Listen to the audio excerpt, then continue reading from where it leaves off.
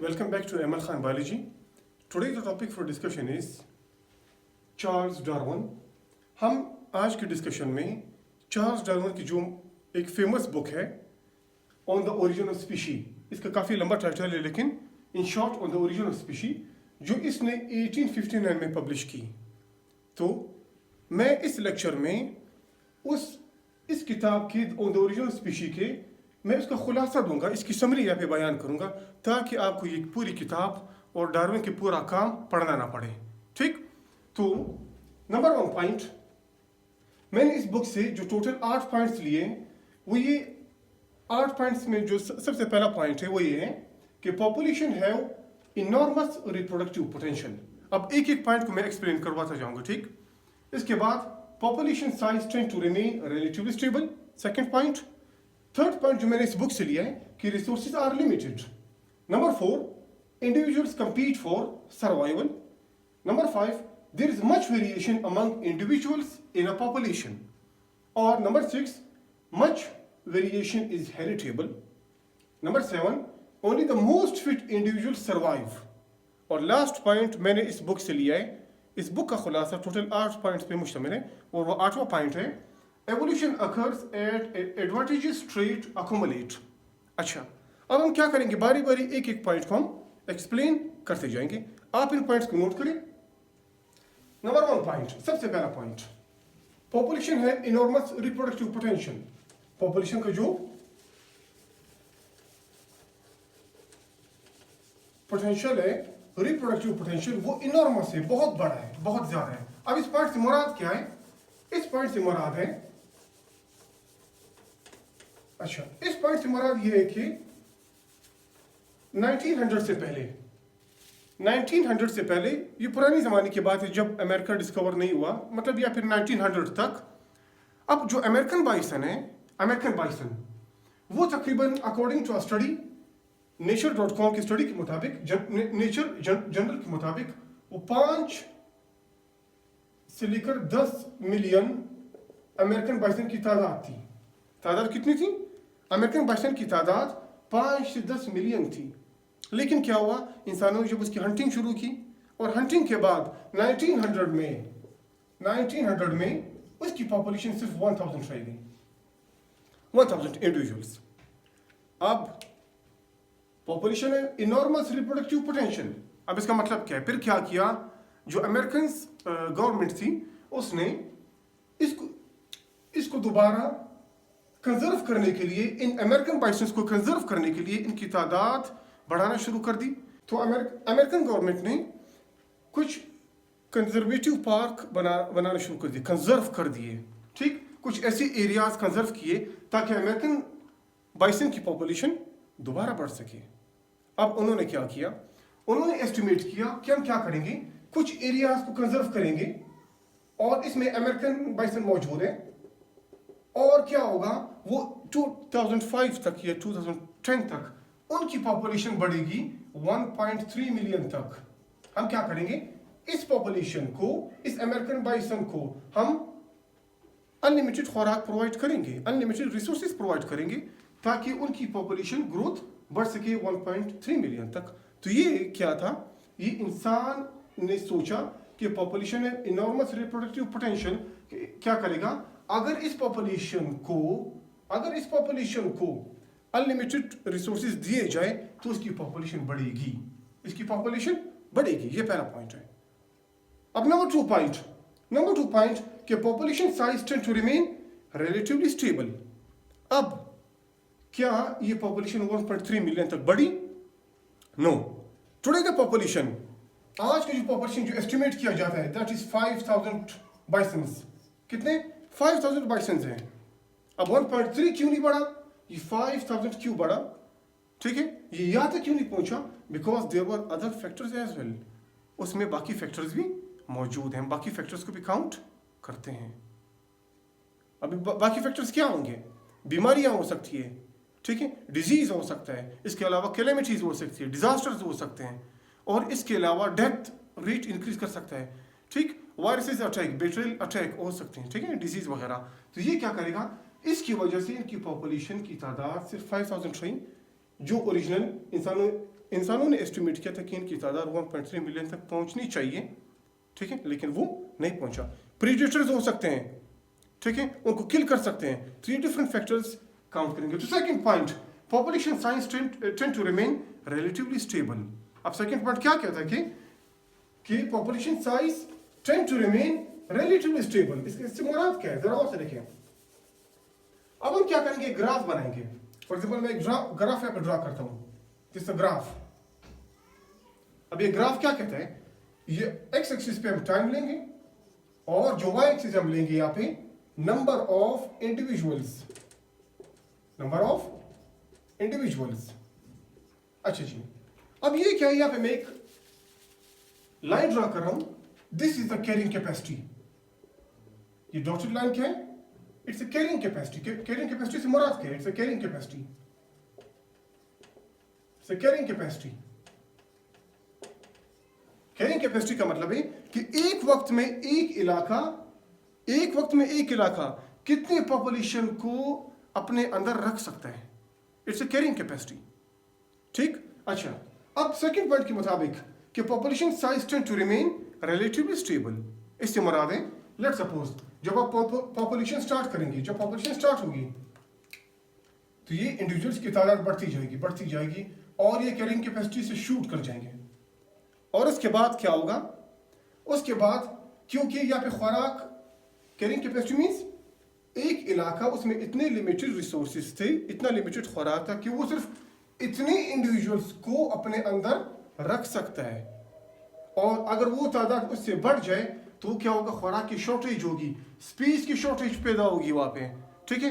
तो क्या होगा, कुछ लम्हे तक, कुछ शॉर्ट लम्हे तक ये क्या होगा, ये तादाद बढ़ेगी लेकिन ये तादाद दोबारा ड्रॉप कर जाएगी। इसमें क्या डिफरेंट फैक्टर हो सकते हैं, वो फैक्टर डिजास्टर हो सकता है, कैलेमिटीज हो सकती है। फॉर एग्जाम्पल इंसान की तादाद बहुत ज़्यादा बढ़ गई किसी एरिया में, तो कोई अर्थक्वेक आएगा, उसकी तादाद दोबारा कम कर देगा, ठीक। या कोई फ्लड आ जाएगा, तादाद दोबारा कम कर देगा, या कोई डिजीज आ जाएगा, तादाद दोबारा कम कर देगा, ठीक है। तो ये तादाद दोबारा कम होगी, वो क्या होगा, तादाद दोबारा नीचे चली जाएगी, लेकिन दोबारा क्या करेगा, क्योंकि कैरिंग कैपेसिटी ज़्यादा है ना, अब कैरिंग कैपेसिटी ज़्यादा है और पॉपुलेशन कम होगी, तो पॉपुलेशन दोबारा इंक्रीज कर जाएगा।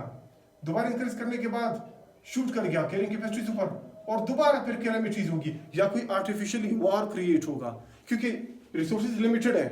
अब इस लिमिटेड रिसोर्सेज पे इंसान और इंसान की जंग होगी, जब इंसान और इंसान की जंग होगी उस रिसोर्सेज पे, ठीक है, तो क्या होगा, तादाद दोबारा, वॉर्स होंगे, बैटल्स होंगे, लड़ाइयाँ होंगी और इसकी तादाद दोबारा कम हो जाएगी। तो इंसान को मारेगा, ठीक, उस रिसोर्सेज के लिए, तो दोबारा तादाद कम होगी और दोबारा इंसान कोशिश करेगा दोबारा तादाद बढ़ाने की, ठीक है। और फाइनली क्या करेगा, फाइनली हम कह सकते हैं कि अगर मैं कैरिंग कैपेसिटी को थोड़ा एक्सटेंड कर दूं तो वो क्या होगा, जो आइडियली है इंसान की जो कैपेसिटी है, जो पॉपुलेशन नंबर ऑफ इंडिविजुअल, वो कैरिंग कैपेसिटी से थोड़ा सा नीचे जाएगा, ठीक। ये क्या करेगा, तो number 2 point, population size tend to remain relatively stable. तो ये population size tend to remain relatively stable, यानी कैरिंग कैपेसिटी के साथ ही जाएगा, कैरिंग कैपेसिटी के इर्द गिर्द ही जाएगा, ऊपर नीचे बिल्कुल नहीं जाएगा।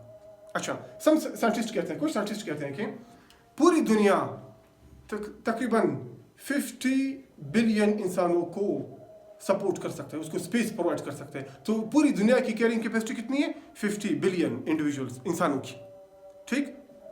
तो कितनी होगी, 50 बिलियन। तो ये क्या होगा, ये पॉइंट है कि population size tend to remain relatively stable. तो ये स्टेबिलिटी यहाँ पे शो कर रहा है कि कैरिंग कैपेसिटी की बिल्कुल पैरेलल ही जाएगी, ठीक है। जितना इलाके में जितना पोटेंशियल होगा, पैदावार होगा, लेट्स सपोज अंटार्कटिका में आप एग्रीकल्चर ग्रो नहीं कर सकते, क्यों, वहाँ पे बहुत टेम्परेचर काफ़ी ड्रॉप कर जाते हैं, वहाँ पे सर्वाइवल मुश्किल है। जब एग्रीकल्चर नहीं है तो मतलब अंटार्कटिका का जो एरिया है वो इंसानों को सपोर्ट नहीं कर सकता खुराक के लिहाज से, तो वहाँ पे पॉपुलेशन काफ़ी कम है। ऑन द अदर एंड जिन एरियाज में इंडस रिवर हुआ आसपास या जितने भी एरियाज है, ठीक है, उनमें क्या है, उनमें पॉपुलेशन क्यों ज़्यादा है, क्योंकि वहाँ पे कैरिंग कैपेसिटी इलाके की ज़्यादा है, वो खुराक ज़्यादा प्रोवाइड कर सकते हैं, उसका एग्रीकल्चर ज़्यादा है, ठीक। वहाँ पे फूड की मिकदार ज़्यादा होगी तो इंसानों की तादाद भी बढ़ेगी, ठीक है। इसी तरह नंबर 3 पॉइंट, इसका जो मशहूर पॉइंट है, रिसोर्सेज आर लिमिटेड, ठीक। रिसोर्सेज के, रिसोर्सेज लिमिटेड है। अब पूरी दुनिया में वसाइल देखेंगे, वसाइल लिमिटेड है, ठीक है। वो क्या होगा, अब इसी लिमिटेड वसाइल की मतलब पॉपुलेशन इतनी ही रहेगी। लेकिन आजकल के ज़माने में इंसानों की तादाद क्यों बढ़ी, इंसानों की तादाद क्यों इंक्रीज कर गई? अगर मैं इंसानों की तादाद को इस ग्राफ से शो करता हूँ, इसी ग्राफ से, तो वो क्या था कि शुरू में इंसान बहुत कम थे, ह्यूमन बींग्स काफ़ी कम थे, लेकिन उनकी तादाद आस्ता बढ़ती गई। अब ये जो बढ़ती गई, ये एग्रीकल्चर, इंसानों ने यहाँ पे क्या किया, डोमेस्टिकेशन और एग्रीकल्चर शुरू कर दी, ठीक है। एनिमल्स को डोमेस्टिकेट करना शुरू कर दिया, प्लांट्स को डोमेस्टिकेट करना शुरू कर दिया, एग्रीकल्चर। और उसके बाद ये ग्राफ बढ़ते गए, ऊपर जाते गया, इंसान की तादाद पॉपुलेशन बढ़ती गई। ये किस पार्ट को शो कर रहा है, इंडस्ट्रियल रेवोल्यूशन को। इंडस्ट्रियल रेवोल्यूशन में क्या था, कारखाने बने, इंसानों की ज़रूरियात, खुराक की प्रोडक्शन ज़्यादा हुई। जब खुराक ज़्यादा बढ़ा तो इंसानों ने वेरी गुड, इंसान ऊपर चले गए। तो याद रखें, अगर कैरिंग कैपेसिटी किसी एरिया की बढ़ेगी तो इंसान की पॉपुलेशन भी उसके मुताबिक ही चलेगी।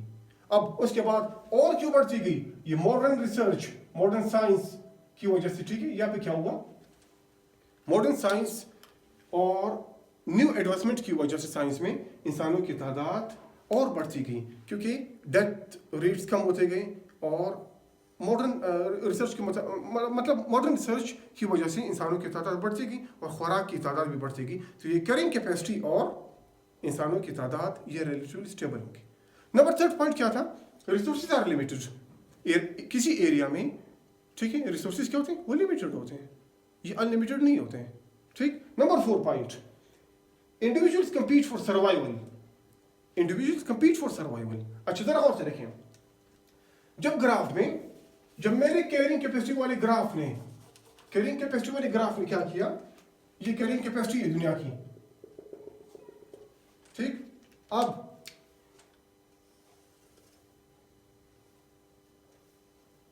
ठीक है, अब ये क्या है, number fourth point is individuals compete for survival. मतलब जरा गौर से देखें, अब यहां पे कैरिंग कैपेसिटी इतनी थी और तादाद ऊपर बढ़ गई, इंडिविजुअल्स की तादाद ऊपर बढ़ गई। अब वो क्या करेंगे, क्योंकि खुराक कम हुआ, इंडिविजुअल ज्यादा हो गए, स्पेस कम हुआ, इंडिविजुअल्स ज्यादा हो गए। अब वो कंपीट करेंगे एक दूसरे के साथ, मुकाबला करेंगे। वो क्या करेंगे, मुकाबला करेंगे। और इसके बाद यहाँ पे जो पॉइंट है, इंडिविजुअल्स कंपीट फॉर सर्वाइवल। अब उनमें क्या होगा, सर्वाइवल फिटेस्ट, जो मोस्ट फिट होंगे, फिजिकली सुपीरियर होंगे और मेंटली सुपीरियर होंगे। जो मेंटली फिट होंगे और फिजिकली फिट होंगे वो सर्वाइव कर जाएंगे। वो जो सर्वाइव करेंगे और बाकी तादाद दोबारा ड्रॉप कर जाएगी। अब ये जो तादाद ड्रॉप कर गई, इट मीन्स उस पॉपुलेशन में ये जो तादाद थी जो ड्रॉप करके जो वाइप आउट हो गए, वो क्या था, वो मेंटली या फिजिकली इंफीरियर थे, ठीक। और जो पॉपुलेशन यहाँ पे रह गई वो सुपीरियर थी। सो द मोस्ट फिट, जो इसका पांचवा पॉइंट है, only the most fit individuals survive, only the most fit individuals survive. जिनमें से मोस्ट फिट होंगे वो सर्वाइव करेंगे और बाकी वाइप आउट हो जाएंगे, ठीक। नंबर सिक्स पॉइंट, अच्छा number six point, there is much variation among individuals in a population, much variation. अब एक ही पॉपुलेशन में वेरिएशन होगा। फॉर एग्जांपल, लेट्स सपोज हम अमेरिकन बाइसन की बात करते हैं, वो सिर्फ एक कलर में नहीं पाए जाते हैं, डिफरेंट कलर्स में होंगे, किस पे पैच होंगे, ठीक है, जिसम पे छोटे छोटे स्पॉट्स होंगे, किसी के नहीं होंगे, कोई डार्क ब्राउन कलर में पाया जाएगा और कोई लाइट ब्राउन कलर में पाया जाएगा। इसी तरह इंसान की पॉपुलेशन में भी वेरिएशन मौजूद होते हैं, ठीक है। आंखों में फ़र्क होगा, शेप ऑफ नोज में फ़र्क होगा, शेप ऑफ आइज में फ़र्क होगा, ठीक है। इसी तरह कंप्लेक्शन में फ़र्क होगा, कुछ क्या होंगे, वाइट होंगे, कुछ डार्क होंगे। तो इस तरह मच वेरिएशन क्या करेगा, ठीक है। There is much variation among individuals in a population. अब वो क्या होगा, यही वेरिएशन क्या होगा, यही वेरिएशन जो है ये हेरिटेबल है। एक जनरेशन से दूसरी जनरेशन में, एक जनरेशन से दूसरी जनरेशन में ये वेरिएशन ये ट्रांसफर करते हैं, ये हेरिटेबल है, ठीक है। बाप से बच्चों में जाएगा, माँ से, माँ बाप से बच्चों में ट्रांसफर होगा, यही वेरिएशन, ठीक है। शेप ऑफ नोज ये क्या करेगा, वेरी गुड, ये आगे नस्लों तक पहुंचेगा। तो six point is much variation is heritable. और जो सेवन पॉइंट मैंने आपको यहाँ पे बता दिया, only the most fit individuals survive, ठीक है। जो मोस्ट फिट होंगे मेंटली और फिजिकली वो सर्वाइव करेंगे और बाकी वाइप आउट हो जाएंगे। और the last point is evolution occurs as advantageous traits accumulate. Evolution उस वक्त होगा जब एक एडवांटेजेस ट्रेट, जो खसूसियात होंगी, जो खसलत होगा, जो एडवांटेजेस एवोल्यूशन होंगी, फॉर एग्जाम्पल मैं कहता हूँ कि एक म्यूटेशन हुआ और वो म्यूटेशन हमारे फायदे के लिए था, तो वो म्यूटेशन आगे कैरी करेगा टू द नेक्स्ट जनरेशन। ठीक इसी तरह पॉपुलेशन में फर्क आएगा, वो अडॉप्ट करेंगे टू द एनवायरमेंट। तो ये Charles Darwin on the origin of species के 8 पॉइंट्स हैं। Thank you for watching the lecture.